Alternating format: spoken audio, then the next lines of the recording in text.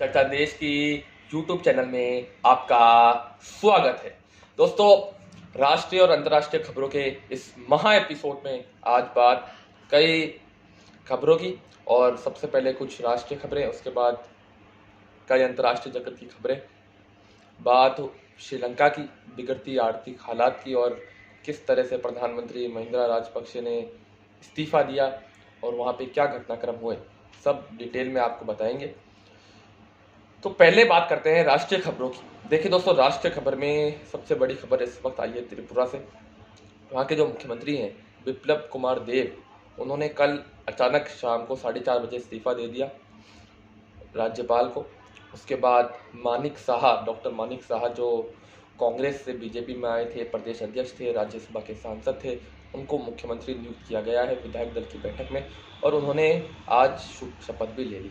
देखिए, त्रिपुरा में जो कुछ हुआ है, चुनाव से एंड पहले हुआ है, 2023 फरवरी में वहाँ पे चुनाव होंगे, तो वहाँ पे गुटबाजी से बीजेपी परेशान है। और खबर है कि बिप्लब कुमार देब के समर्थकों ने वहाँ पे हंगामा किया विधायक दल की बैठक में, कुछ तोड़फोड़ की खबरें हैं।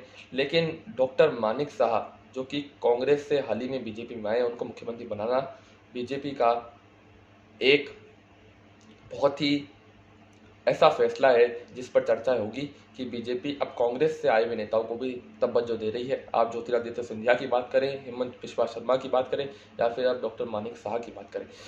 बिप्लब कुमार देब ने इस्तीफा के बाद कहा कि मैं बीजेपी के लिए त्रिपुरा में काम करता रहूंगा। उनको प्रदेश अध्यक्ष या फिर राज्यसभा भेजने की चर्चाएं हैं।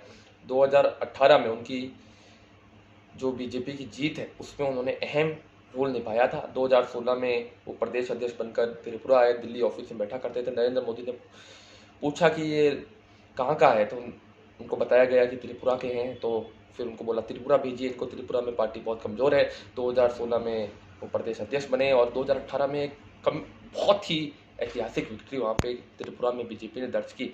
मानिक सरकार, कम्युनिस्ट पार्टी के दिग्गज नेता और त्रिपुरा के लंबे समय तक मुख्यमंत्री की सरकार को अचानक से फाड़ फेंका और 40 सीटें अपने दम पर बीजेपी लेकर आई। तो 2023 में क्या बीजेपी चुनाव जीत पाएगी? आपको क्या लगता है? आप अपनी राय कमेंट सेक्शन में जरूर दीजिएगा।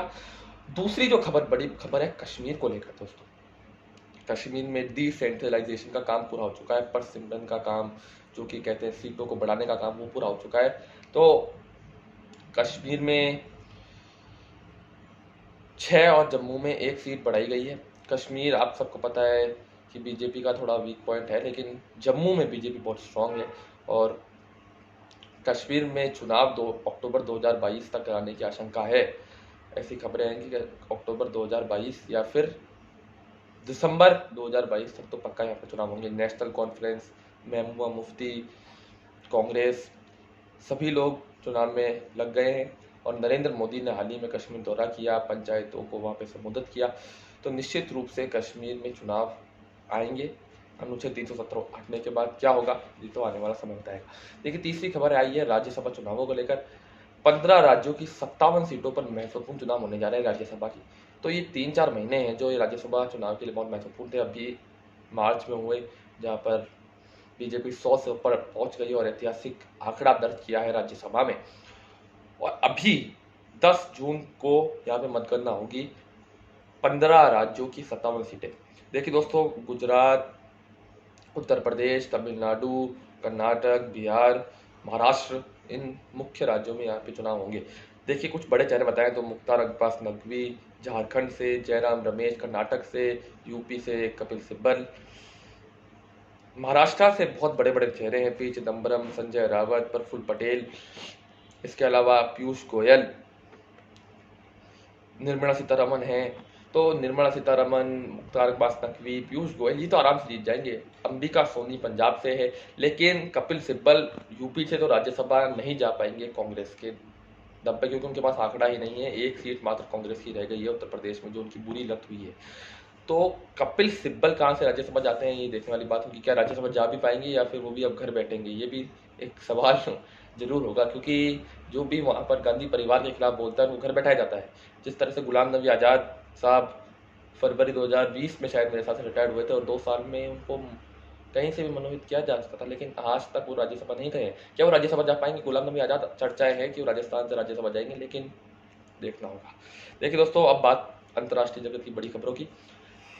देखिए, खबर आई है प्रधानमंत्री नरेंद्र मोदी की यूरोप यात्रा को लेकर। बहुत बड़ी यूरोप यात्रा प्रधानमंत्री नरेंद्र मोदी ने हाल ही में संपन्न की है। 2, 3 और 4 मई को 3 देशों की यात्रा पर वो यूरोप पहुंचे। पहले जर्मनी पहुंचे, ओलाफ शोल्ज जो वहाँ के चांसलर हैं उनसे मुलाकात की, भारतीयों को संबोधित किया, कई समझौते हुए, व्यापारिक समझौते, जलवायु परिवर्तन पर चर्चा हुई, रूस यूक्रेन युद्ध पर चर्चा हुई। इसके अलावा अगले दिन वो डेनमार्क गए, मेट्रा फ्रेडरिक्सन जो वहाँ की प्रधानमंत्री है उनसे उन्होंने मुलाकात की।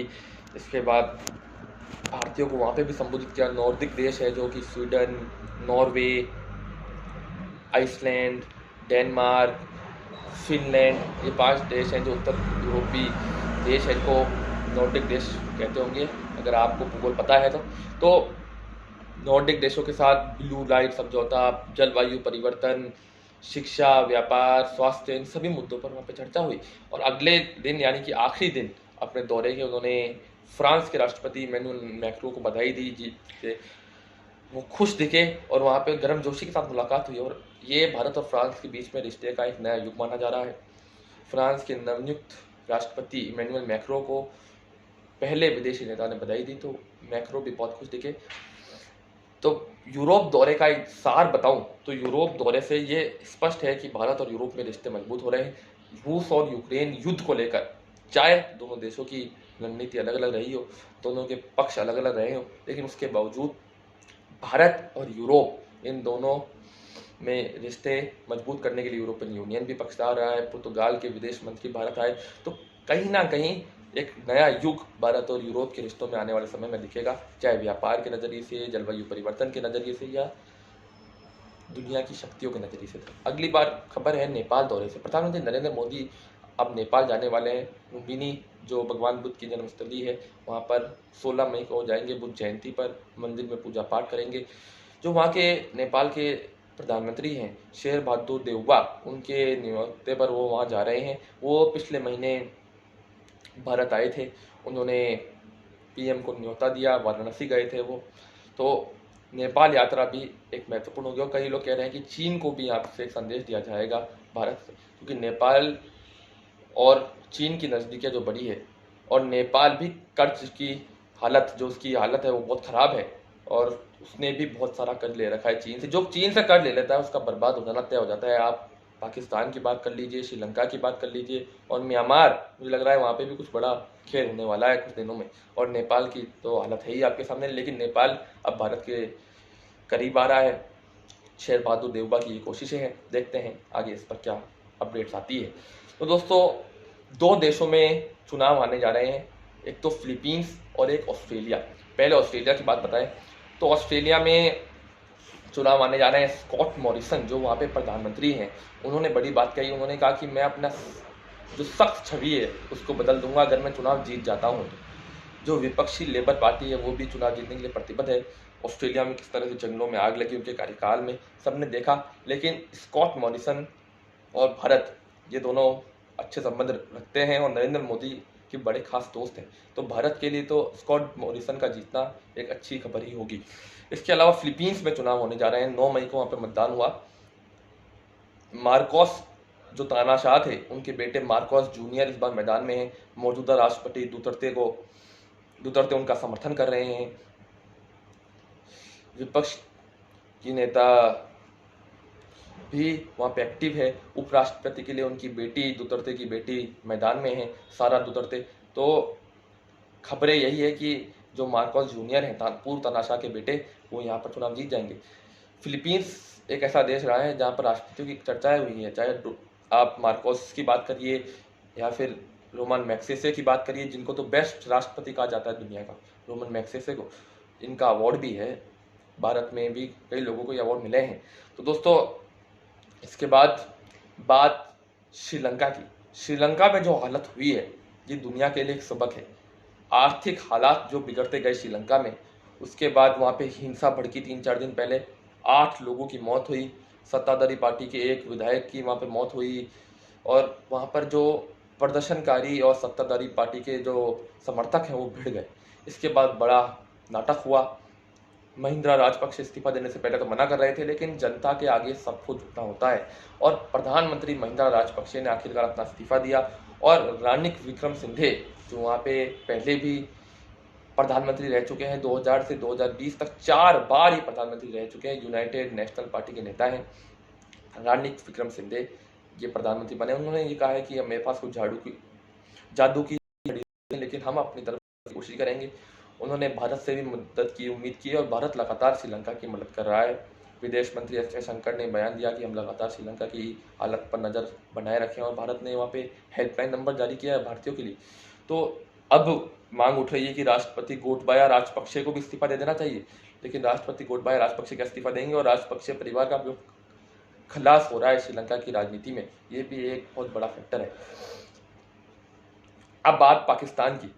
इमरान खान सत्ता से तो बेदखल हो गए हैं, लेकिन वो चुपचाप बैठने वालों में से नहीं है। आप सबको पता है कि बहुत ही अग्रेसिव नेता हैं। उन्होंने बड़ी बात कही, उन्होंने कहा कि अपराधियों की सत्ता में रहने से अच्छा तो पाकिस्तान पर परमाणु बम गिर जाए। उन्होंने ऐसी ऐसी बातें की, उन्होंने कहा कि ये लोग विदेशी साजिश के तहत मेरी सत्ता को इन्होंने गिराया है, अमेरिका के ये लोग चमचे हैं, इस तरह की बात कही है। तो मेरे को लगता है कि इमरान खान और चीन ये एक तरफ हैं, शहबाज शरीफ और अमेरिका एक तरफ है, क्योंकि जो नाटक पाकिस्तान में हुआ है वो दुनिया के लिए एक हंसने वाली बात ही बन गई है और हंसने वाली बात पाकिस्तान की बन गई है, क्योंकि पाकिस्तान में राजनीति ऐसी ही रही है।